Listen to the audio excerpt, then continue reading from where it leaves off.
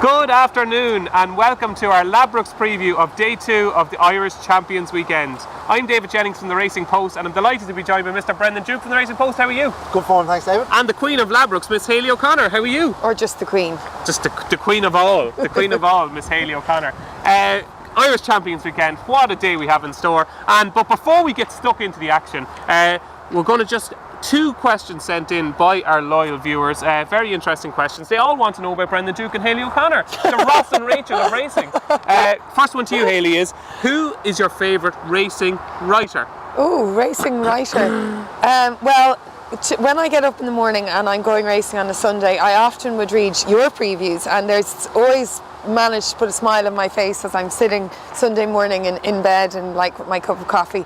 But no, Oh, you're not finished? No, I'm not finished. Okay. But I love for people tackling tough issues. I think Johnny Ward, formerly of the Racing Post, he's excellent. But after Sprinter Sacra won after his comeback and after Frankel won on his last time, I got up in the morning and ran down to the shops because I wanted to see what Alistair Downs had to say about it. He's magnificent and he puts into words emotions that you have but you don't know but you feel about racing. He's better at describing how I feel than I am myself. Yeah. Mr. Brendan Duke, your question is, what is the best bet you've ever had? The best bet So one of the 3.2 billion bets you've had, what is the best of them all? The best bet, certainly in terms of dividend, was a multiple bet I did with my brother a few years ago in Cheltenham that involved 4 legs, and the last leg of it was Cheltenian in the Cheltenham bumper, who bolted up. So tell me, how much did you win? Well, we won 36,000 between us. 36,000 between us, so 24,000 for him.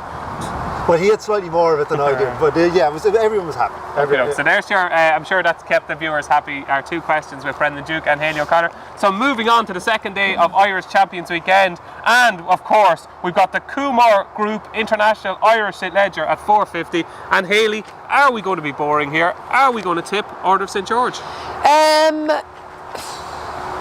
No. We're going to take on the 5-2 on shot, and we're just going to... I know Wicklow Brave was so lucky last time, and not even Willie really fancied his chance. He said, look, he's running for second, but 14-1, it's the Irish St Ledger. It's not, it's relatively winnable, even though it's a specialist race. Oh, she's a daredevil, our Hayley. She's a daredevil. Wicklow Brave for her. Brendan Duke, I presume you tipped Winter and Churchill on day one. I'm sure you're going to tip Order St George here. Yeah, the double OSG. Once there's any sort of cut in the ground, this horse just does not get beat. He's a star, he's a warrior.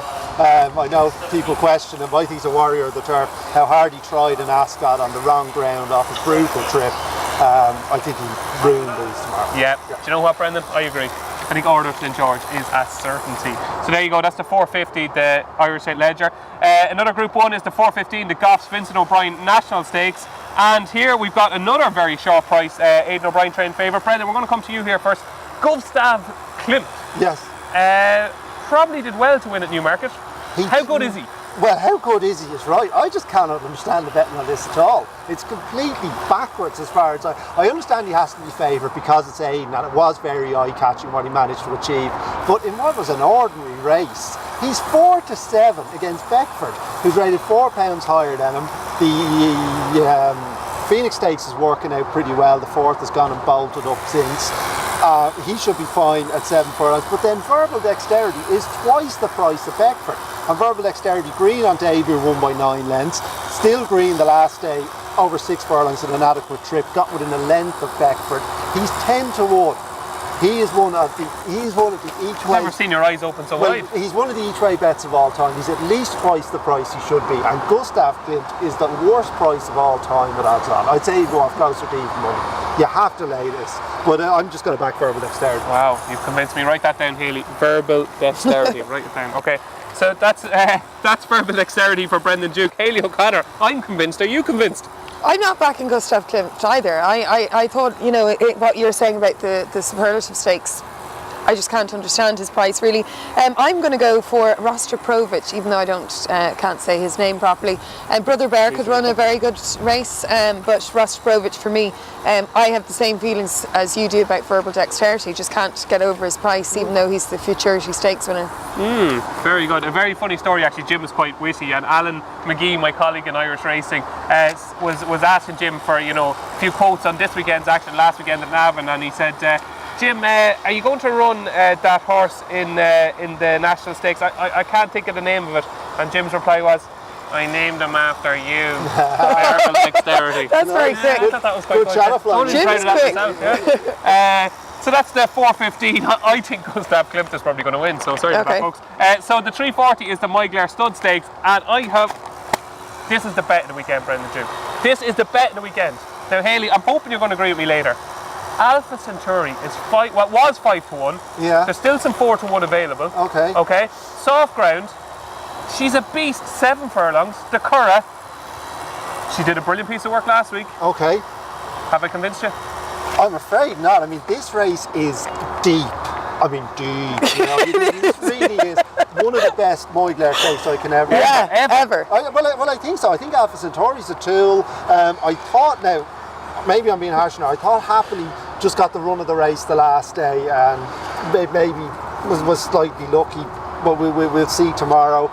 Clemmy looks like she's crying out for 7 furlongs. Happily the best looking 2-year-old I've seen all season, colt or filly. I just think it's such a deep race and a hard one to have a strong opinion on. So I respect you for having that strong opinion. Yes, I do have a very strong opinion. Hayley O'Connor. Alpha Centauri? No, because you know what? You've the in to the hand. No, I haven't been in stables in ages. But do you know what? It's unbelievable. Like, this race is basically like if Serena Williams, Sharapova and Martina Navratilova all had babies and put them in. I mean, it's just unbelievable. You've got like Peeping Fawn's daughter, September, there at 7-1, who was 4th in the debutante and won previously. Chiara Luna, for me, has only had one run. Is out of Princess Highway, who won a Ribbonsdale. 16-1 is a lot on offer. Alpha Centauri, obviously very unlucky in the Albany Stakes and probably should have won in Royal Ascot. But Clemmy, Magical was very, very good, and we all backed her in the press room, didn't we, that day? And like, it's just an amazing race, but one that I think that Dermot Wells would not be throwing in Chiara Luna if she didn't have a massive chance in this like top race. Okay, so 1 vote for Chiara Luna, 1 vote for Alpha Centauri, and I kind of stopped listening to you. What did you tip? I'll go for Happily. I'm not sure about the ground, but I think she will be the best of these ultimately. And Happily for Brendan Duke. The 305 is a Darren Sen stud flying 5 stakes. I've got this Caravaggio. I'm not sure about Caravaggio. Are you? Well, it's very hard to be sure. I mean, there's a bit of a Cinderella story from Aidan at the moment, that he's had problems with his feet and he's done something with his shoes in the meantime, so maybe that will work. But he does look like a horse who's maybe bounced off a massive effort in Ascot and mightn't be in love with the game anymore. And this race, there's more questions than answers here, David. I mean, Coach Eye Glory, will he do anything away from York? He loves York, but he doesn't seem to do anything anywhere else anymore. I thought in the end, Caspian Prince for Tony Coyle. He'll certainly be in front of Furlong Out. Whether he'll be in front of the line is another matter. Yeah, you don't get paid for that. No, you don't. No. But interestingly, Marsha did head him the last day, and he battled back to beat her. I thought in a very difficult race, I thought Caspian Prince was solid. Hayley, will we get another masterpiece from Caravaggio here? No, I'm actually with you on this one. Caravaggio is just expensive for me, so no. Yeah, so you're going for Caspian Prince as well.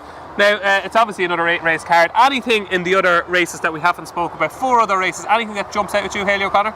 Not today. Okay. Thanks for that glorious piece of information. Now, Brendan Duke. Yes. You're probably my 3rd favourite person in the world after Hayley O'Connor, but my number 1 is Brendan Duke Senior. Yes, he casts a long shot. This man could be anything. He could be a priest, he could be a doctor. He's like this. He just makes me want to give him a hug. Every time I see him, I want to hug him. So tell me this, right? The Brogy Man runs in the 525, the Tattersalls Ireland Super Auction Sale Stakes, and I said on our Racing Post podcast, if this horse wins, it will be like the closing scene to Titanic. There will be so many tears. Yes, no, that's not too bad. Are we going to see an emotional Brendan Duke in the Winners' Enclosure at around 5:30 on Sunday? He should run well. If you watch this race the last day, interestingly enough, there's been 2 auction maidens run. Well, there's been more than 2, but there's been a couple of really hot auction maidens run this year. Beckford won one that should have been sponsored by Sotheby's. There was that much depth in it. But he ran in one here that affiliate Jessica Harrington's won, and she's since gone on to be 3rd in a listed race. So that was a really hot auction maiden. That was over 7 furlongs. I think ultimately he'd want a mile, but it should be a good test there tomorrow, particularly if he gets some rain. Like, the more rain, the better for this horse. I think he'll definitely. I'd be fairly confident in running the top 6. Whether he'll be quick enough, I don't know. Will you cry if he wins? I probably won't cry. I haven't cried in a long time. Okay. So, okay. Your dad is taking all your tears from you. Okay, so the best bet on day 2 of Irish Champions Weekend, Hayley O'Connor, is Chiara Luna. Oh God, that's a big price. That's a big price tip from Hayley O'Connor. Chiara Luna in the 340, the Migler Stud Stakes. Brendan Duke. On a difficult card, I think I'll go Caspian Prince. Caspian Prince in the Downstown Stud, flying 5 stakes at 305, and I have to go for Alpha Centauri. Sorry, Hayley. In the Migler Stud Stakes I hope at she does 340. Yes, so do I. So there you go, folks. That's our day 2 preview of Irish Champions Weekend at the Curragh. I've been David Jennings from the Racing Post. My sincere thanks to Hayley O'Connor, the Queen of Ladbrokes, and of all people, and to Mr. Brendan Duke, who's just the king of the world. Thank you, David. Thank you very much. Thanks for joining us.